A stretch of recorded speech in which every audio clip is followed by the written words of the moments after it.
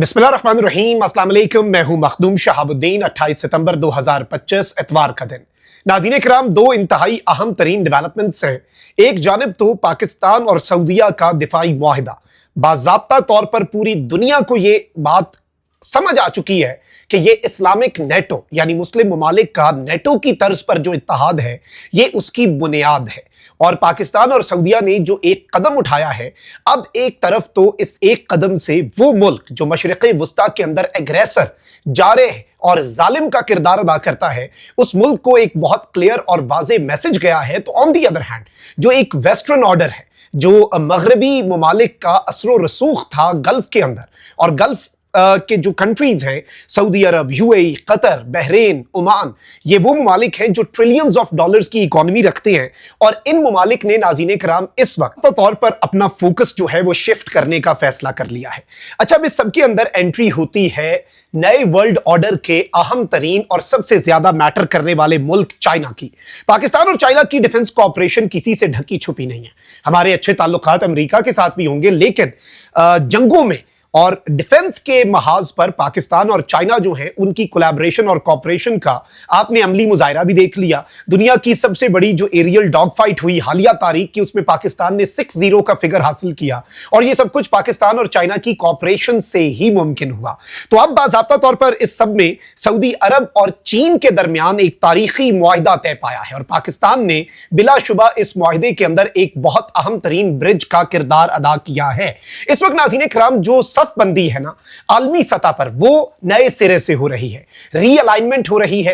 अरब ममालिक जो के क्रूशल किरदार अदा करते रहे हैं ग्लोबल पॉलिटिक्स में, उनकी रीअलाइनमेंट या फिर अरब ममालिक का जो वजन है वो अगर किसी एक साइड के पलड़े में जाता है तो ये गेम चेंजर होता है।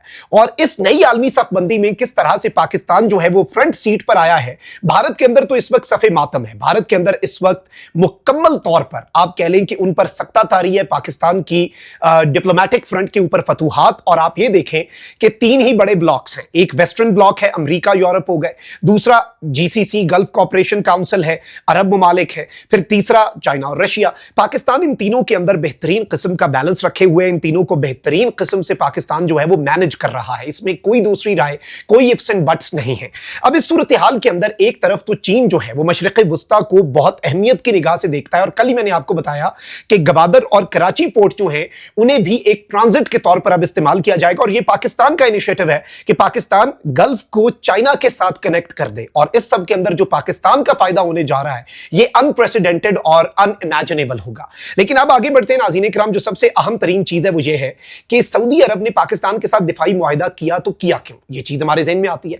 उसकी बेसिक और सबसे इंपॉर्टेंट वजह तो ये समझ आती है कि भाई वेस्टर्न हथियार भी उस वक्त काम करना छोड़ जाएंगे जब F-16 या F-15 तैयारे अरब ममालिक उड़ाएंगे। तो आपको लगता है कि वो उस मुल्क जिनसे अरब ममालिक को खतरा है, उस मुल्क के खिलाफ इस्तेमाल हो सकेंगे। तो इस सब के अंदर पाकिस्तान की और चाइनीज टेक्नोलॉजी की एंट्री होती है, और पाकिस्तान की चाइनीज टेक्नोलॉजी जो कि JF-17, J-10C और PL-15 मिसाइल्स ने जो राफेल गिराए, उसके बाद तो फिर अब दूसरी राय नहीं है। अब अगर मैं इस पर बात भी करूंगा, इसकी इंपॉर्टेंस आपके ऊपर जाहिर करने की कोशिश करूंगा, तो ये वक्त का ज़िया, बिकॉज दिस इज अंडरस्टूड, ये सबको समझ आ चुकी हुई है। अब इस सब में जो अहम चीज है नाज़रीन इकराम, एक तो चाइना ने एक और बड़ा मूव खेला है। चाइना ने ब्रिक्स का जो समिट है ना, ब्रिक्स ममालिक के अंदर इंडिया भी आता है बाय द वे, लेकिन अमेरिका और डोनाल्ड ट्रंप बड़ा तपा हुआ है ब्रिक्स पे। लेकिन चाइना और रशिया को तो फर्क नहीं पड़ता, इंडिया को तो फर्क पड़ता है यूएस सैंक्शन से। चाइना और रशिया तो वो आगे निकल गया ना, उससे आगे बढ़ चुके हैं। अब नाज़रीन इकराम, चाइना ने एक बड़ी इंटरेस्टिंग बात की है। चाइना ने कहा है कि हम पैलेस्टीन को इंक्लूड करेंगे ब्रिक्स में, और हम चाइना जो है और ब्रिक्स ममालिक जो है वो डेवलपमेंट की तरफ बढ़ेंगे। और इंटरेस्टिंगली ब्रिक्स का समिट UNGA के साइडलाइंस पर इंडिया ने होस्ट किया, लेकिन चाइना और रशिया के प्रेशर की वजह से इजराइल की मजम्मत भी की, कंडेम की है इजरायली एक्शंस को ब्रिक्स के समिट में। लेकिन जो बड़ी चीज है वो ये है कि इससे भी आप समझ सकते हैं कि चाइना जो है वो इस वक्त कहां पर खड़ा है। मैं सिर्फ ये आपके ज़हन में चाह रहा हूं, चाइना वेस्टर्न ऑर्डर के खिलाफ भी है। नई आलमी सफबंदी जो है उसमें चाइना अपना मकाम भी हासिल कर रहा है, और ग्लोबल वर्ल्ड ऑर्डर जो है वो चेंज हो चुका है। दुनिया अब एक कोई आप मुल्क को सुपर पावर नहीं कह सकते, मल्टीपोलर वर्ल्ड है। हमने बैलेंस भी रखना है, लेकिन सफबंदी हो रही है, और इस सफबंदी के अंदर अरब ममालिक जो हैं वो ट्रम्प कार्ड है। अरब ममालिक जिस पलड़े में अपना वजन डालेंगे वो मुल्क जो है वो फिर वो वाला ब्लॉक जो है वो वाली सफबंदी, और इसीलिए पाकिस्तान का रोल अहम हो चुका है। एक तरफ तो आप ये देखें कि गजा वाला मामला हल करने के लिए पाकिस्तान फ्रंट सीट पर है, पाकिस्तान आलमी इस्लाम को लीड कर रहा है, पाकिस्तान और सऊदीया का दिफाई मुआहदा इस्लामिक नेटो की बुनियाद बताया जा रहा है, और वेस्टर्न मीडिया ने ये एक बात कही थी और अब वो बात सच होती हुई नजर आ रही है। उनके खदशात जो हैं उन्हें भी हमें समझना चाहिए ना। तो वेस्ट इस सब के अंदर क्या कह रहा है? वेस्टर्न मीडिया नाज़रीन इकराम इस सब के अंदर ये बात बहुत वाज़ेह अंदाज में कहता आया है कि जी पाकिस्तान और सऊदीया का दिफाई मुआहदा चीन की मंजूरी और चीन की मर्जी और मंशा के बगैर तो पॉसिबल ही नहीं है, बिकॉज ऑब्वियसली फिर चाइनीज टेक्नोलॉजी को पाकिस्तान मैदान में उतारेगा, और पाकिस्तान अपने पार्टनर्स को तो आप एतमाद में लेके ही नए मुआहदे करते हैं ना। ये तो नहीं हो सकता कि आप अपने पार्टनर्स को अंधेरे में रखें। ये एक अलग बात है कि पाकिस्तान ने तो चाइना को पहले से एतमाद में लिया और चाइना ऑन बोर्ड था इस डिफेंस डील में, but on the other hand interestingly आप अगर देखें कि जो अमेरिका है, सऊदी अरब ने अमेरिका को इस मुआहदे के बाद बताया कि जी मुआहदा हो गया जी, क्योंकि अमेरिका ने इसे रुकवाने की कोशिश करनी थी। अब जो बड़ी खबर है नाज़रीन इकराम वो ये है कि सऊदी अरब ने अपनी एविएशन कैपेबिलिटीज जो हैं उन्हें एक्सपैंड करने का फैसला कर लिया है। द किंगडम, और ये सऊदी पोस्ट सऊदी अरब के अखबार के मुताबिक ये खबर है, the kingdom has signed several agreements with China to locally produce drones and aviation technology enhancing its domestic aerospace industry. यानी इस वक्त किंगडम ऑफ सऊदी अरेबिया जो है उसने मुतअद्दिद जो मुआहदे हैं वो चीन के साथ भी साइन कर लिए हैं, और लोकली अब सऊदी अरब जो है वो एविएशन टेक्नोलॉजी यानी फजाई टेक्नोलॉजी और ड्रोन्स जो हैं उन्हें मैन्युफैक्चर करेगा।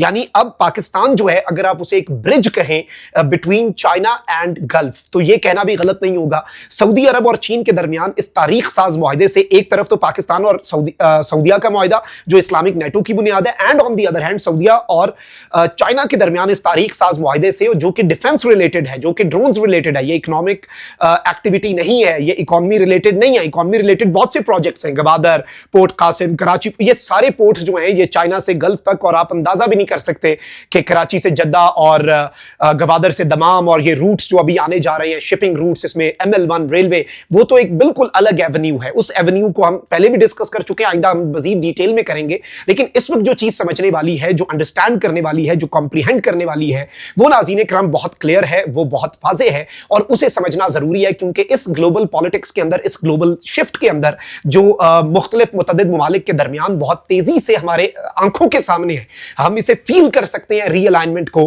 पाकिस्तान इस वक्त ड्राइविंग सीट में आ चुका है, पाकिस्तान इस वक्त लीडिंग रोल में आ चुका है, और ये अल्लाह का करम है, अल्लाह की मदद और नुसरत शामिल हाल थी तो हमने भारत को मुंह तोड़ जवाब दिया, शिकस्त फाश भारत को उसका मजा चखाया, और उसके बाद अल्लाह ने मजीद हमारी इज्जत रखी। भारत इस वक्त मुकम्मल तौर पर हर तरफ से तबाह बर्बाद है। गल्फ जो है वहां से पाकिस्तान ने भारत का पत्ता काट दिया, अरब ममालिक के अंदर, मुस्लिम ममालिक के अंदर इंडिया का कोई असर रसूख नहीं रहा, जीरो हो चुका है, 100 सुनार की 1 लोहार की। अमेरिका और वेस्ट से इंडिया के अपने फड्डे हैं, उन्होंने, डोनाल्ड ट्रंप ने इंडिया की इकोनॉमी को डेड करने का, डेड इकोनॉमी करार दिया ना, अब वो उसे डेड इकोनॉमी बना के छोड़ेगा। चाइना जो है वो इंडिया पे ट्रस्ट करने के लिए तैयार नहीं है, क्योंकि इंडिया इतना अरसा वेस्ट का पिट्ठू बन के रहा, अलायकार बन के रहा कि भाई मैं चाइना को तुन के रखूंगा, मेरे पे इन्वेस्ट करो। तो चाइना कैसे, रशिया के साथ इंडिया की अपनी अलाइनमेंट है, लेकिन जहां पर रशिया और चाइना किसी एक ब्लॉक में आते हैं, चाइना इंडिया को माइनस कर देता है, और रशिया का अपना इंटरेस्ट है, रशिया चाइना के बगैर नहीं सर्वाइव कर सकता, तो रशिया भी इंडिया पे फिर कॉम्प्रोमाइज कर लेता है। ये भी एक बड़ा बारीक नुक्ता है, इसे भी समझना होगा। तो भारत में इस वक्त सफे मातम है, लेकिन सऊदीया और चाइना के दरमियान होने वाला ये दिफाई मुआहदा बिलाशुबा ये गेम चेंजर है, and Pakistan has played a very important role in this agreement. और पाकिस्तान और सऊदीया का दिफाई एग्रीमेंट अब तारीख में लिखा जाएगा कि इसने ग्लोबल पॉलिटिक्स को हमेशा हमेशा के लिए तब्दील करके रख दिया है, और Pakistan undoubtedly is on the driving seat. अल्लाह निगहबान, पाकिस्तान जिंदाबाद।